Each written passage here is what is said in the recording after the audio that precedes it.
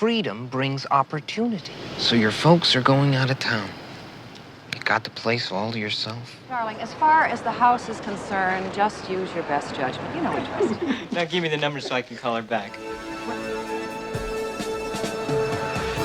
The film opens with Joel narrating a recurring dream. He goes to a neighbor's house instead of his own, finds the door open, hears a shower running, follows the sound upstairs. Through thick steam, he finds an attractive woman in the shower who asks him to scrub her back. He moves toward her but cannot quite reach her. When he finally steps through the door, he finds himself in a college admissions exam room, 3 hours late. He narrates, made a grave mistake. He is never going to get in.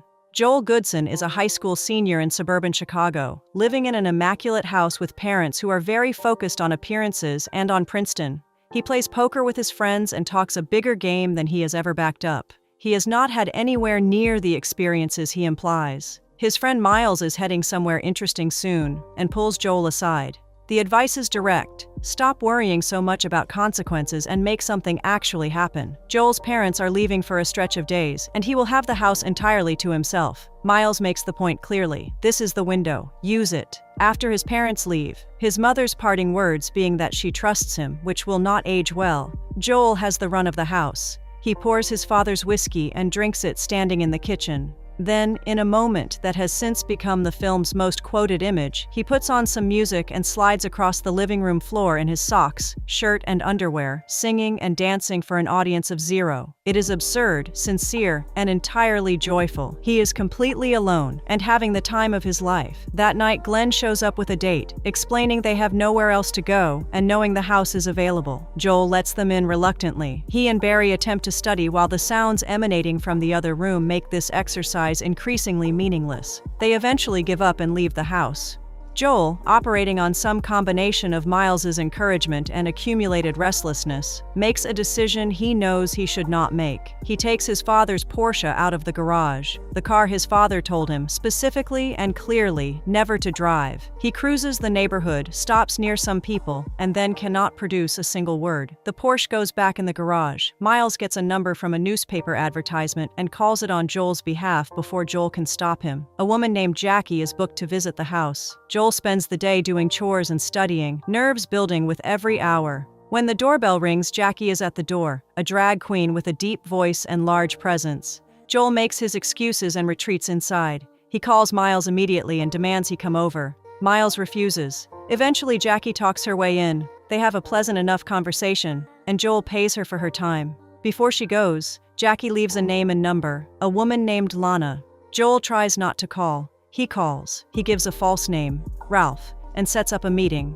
Lana arrives at the house. She is not what he expected, and the evening is not what he expected, and it goes considerably better than he had imagined anything could. In the morning, she is still there. He tells her his real name. She tells him he owes $300. He has $50 in the house. He mentions a bond he could cash, worth $500, and leaves her there while he goes to get the money. When he comes back, the house is quiet. Lana is gone. So is the crystal egg from the mantelpiece, the decorative piece his mother is particularly attached to. Joel finds Miles and explains the situation. Miles helps him locate Lana at a restaurant. Joel watches from a distance for a moment before Lana spots him and comes outside. She asks for a ride somewhere. He says yes, but only if she returns the egg first. Before the terms can be settled, the man she was meeting, her manager Guido, comes out of the restaurant furious and tells her to get back inside. He is holding a gun. Joel does not negotiate with this and drives away fast with Lana in the car, Miles with them. Guido follows in his own vehicle. Joel moves through the city with more confidence than he expected to have in this situation, losing Guido in a series of narrow streets, and brings Lana back to the house. Lana stays. There is no conversation about whether she will leave. She simply does not. Joel goes to school, comes back, and finds that Glenn has also invited a woman named Vicky. Joel tells all of them to leave immediately. Lana and Vicky propose a split of what they have been earning. He refuses and holds his ground. As they prepare to go, Guido appears at the door again. Lana and Vicky tell him plainly that they no longer work for him. They work for Joel. Guido studies Joel for a moment, says something that is technically not a threat, but functions exactly like one, and leaves. Joel stands in his parents' doorway, trying to work out what he has just become responsible for. That night, the four of them walk near the lake. Joel, Lana, Barry, Vicky. Lana outlines the idea she has been developing. Bring her colleagues to the house, run a real operation for the few remaining days while Joel's parents are away, and make enough money to cover everything. She also offers, with less fanfare than the rest of it, to be his girlfriend in the meantime. Joel starts asking her personal questions: how she got into this life, what led to it. She tells him her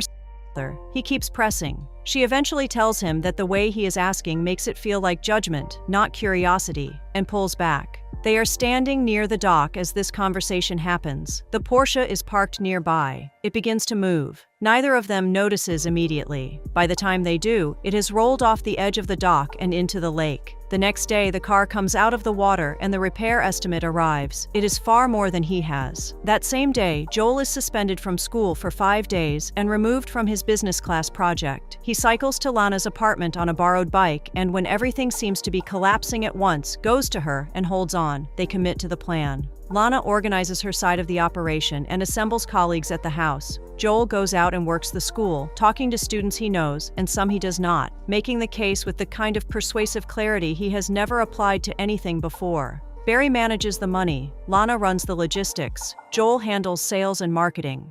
The immaculate suburban house with its careful furnishings and its crystal ornaments becomes, methodically and efficiently, a place of business. It fills up. Word moves fast. Joel discovers he has skills he did not know he had. Specifically, the ability to look someone in the eye and persuade them that what he is offering is exactly what they need. Then the Princeton admissions interviewer, Mr. Rutherford, arrives. Joel's father had arranged this interview.